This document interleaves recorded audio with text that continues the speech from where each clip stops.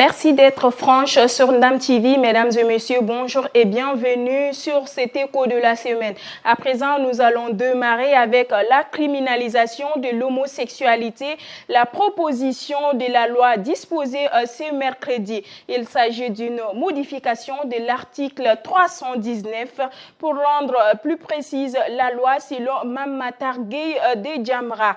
Cette position de loi, si jamais elle a été adaptée, va condamner l'homosexualité, la lesbianisme, la zoophilie et la nécrophilie.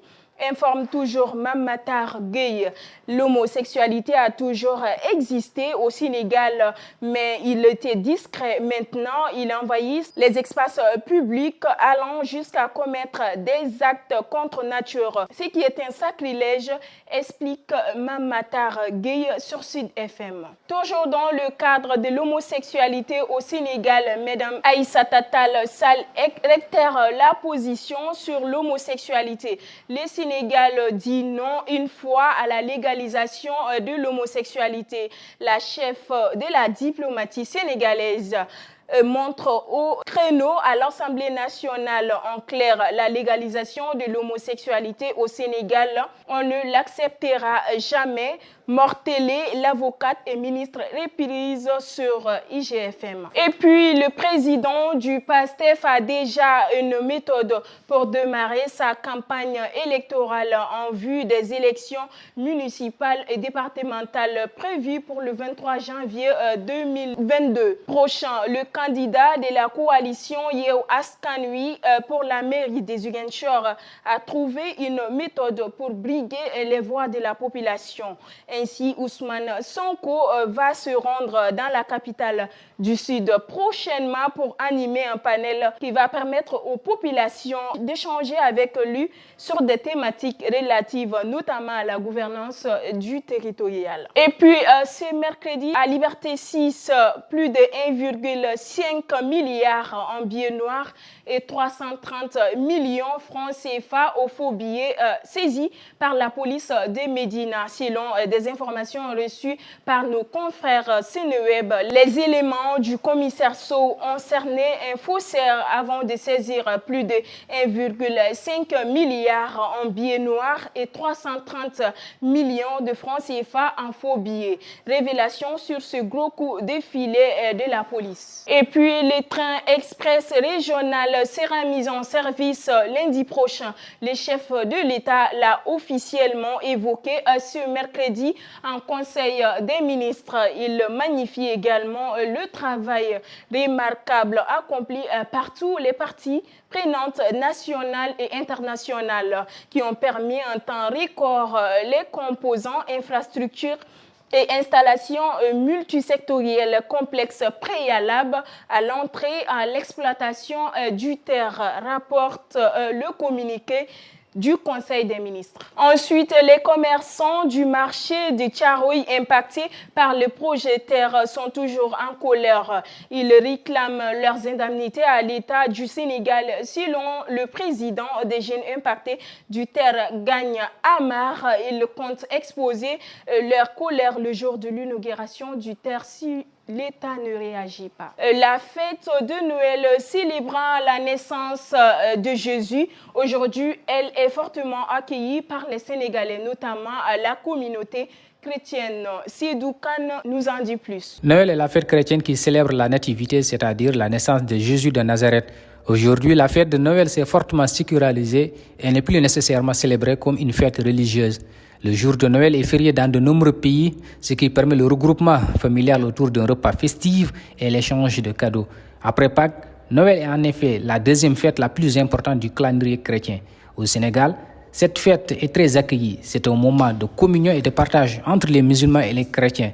Le sapin de Noël s'imposera comme symbole de la période des fêtes de fin d'année, raison pour laquelle il est exposé un peu partout et les vendeurs en tirent profit. Ce jour est marqué par la célébration du messe solennel de Noël. L'acte de mariage considéré comme attestation délivrée par l'Office d'état civil pour prouver l'existence d'un mariage entre deux personnes du sexe différent. Mais aujourd'hui au Sénégal, près de 67% des femmes mariées n'ont pas de certificat de mariage, que beaucoup d'eux jugent d'inopportant ou justifient par le manque de temps. Pour plus de détails, écoutez Fatou Pouille, chef d'état civil de la mairie de Bargny. L'absence des maris, parce que là, je parle, ils vont par exemple à Joal pour leur campagne de pêche. Bon, avec cette absence, ils n'auront pas le temps de faire leur déclaration.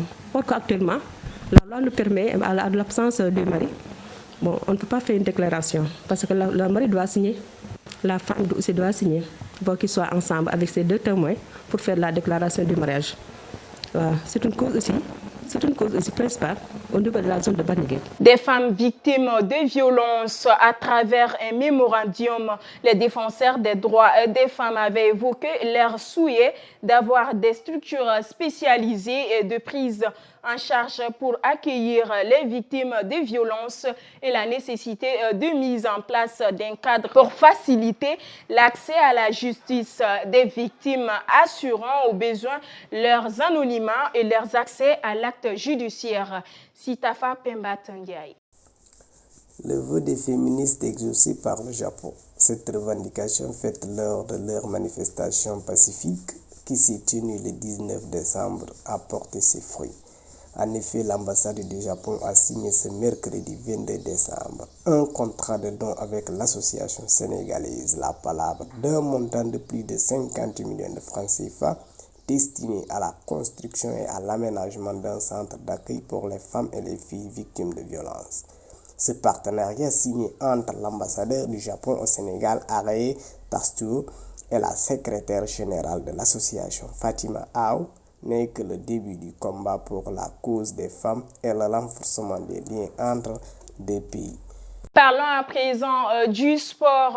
Aliou Cissé publie ce vendredi 24 décembre 2021 la liste des 27 joueurs convoqués pour la CAN 2022 au Cameroun prévue du 9 janvier au 6 février. Une liste avec surprise qui est Joseph Lopi, qui n'était pas attendu, Pape Alioune Ndiaye, Youssouf Sabali, Mbaye Niang et Pape Ndiaye Souaré sont également pas convoqués. Toujours dans le cadre du sport, la Coupe d'Afrique des Nations 2022 se déroulera au Cameroun du 9 janvier au 6 février. Une compétition qui se déroule dans un contexte particulier, celui de la pandémie de Covid-19. C'est la raison pour laquelle le Centre des opérations d'urgence des santé publique du Cameroun a dévoilé le protocole sanitaire dédié à cet événement. Il sera de même pour les 5 autres villes de la compétition.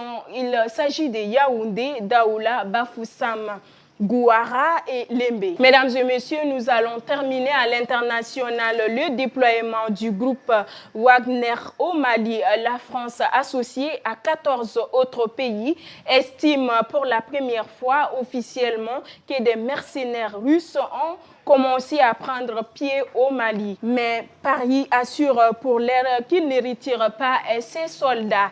Sitafa Pembat Ndiaye. Paris et ses alliés dénoncent le déploiement du groupe Wagner au Mali. Après plus de 3 mois de rumeurs et de pression qui semblent donc s'être révélées vaines, les autorités françaises ont considéré jeudi 23 décembre qu'un certain nombre d'éléments matériels leur permettaient d'affirmer officiellement que le controversé groupe Wagner, jugé proche du Kremlin et qui n'apparaît jamais légalement, avait commencé un début de déploiement de mercenaires au Mali.